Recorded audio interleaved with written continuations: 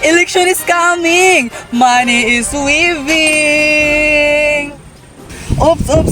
Anong sinasabi mo diyang money is waving? Walang ganun, no? Nor! Dahil ang vote buying ay isang illegal na gawain ng ibang mga kandidato. Sila ay nag-aalok ng pera, mga bagay o serbisyo na kapalit ay ang boto. Dahil sa vote buying, ang tunay na may puso at malasakit sa bayan ay pinapalitan ng mga kandidatong pera lang.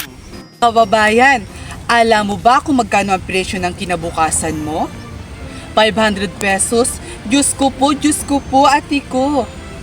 Pangsangyupsal mo lang yun, te. Diyos ko po, kulang pa yun. Paano na lang pagkatapos mong tanggapin ang bayad na yun? Kinabukasan, pagising mo, wala kang trabaho. Mahalang bilihin. At sirang sistema. Pero, surprise! Wala ka ng karapatang magreklamo. Paano? Ibininta mo na yung boses mo. Ate ko, kung ang boto mo pala ay isang investment, bakit mo ipagpapalit sa maliit na halaga? Diyos ko po, barya-barya lang yan, te. Baka nga isang araw lang yan, ubus na. Dapat mong piliin ang tama, hindi ang may bayad. No! Wag dapat natin ipagpapalit ang ating boses, prinsipyo at kinabukasan sa isang maliit na halaga.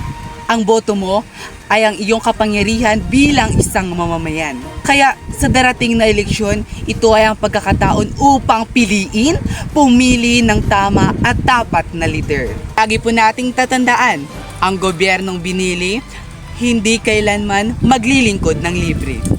I am Riddle M. Garciliano. No for vote buying.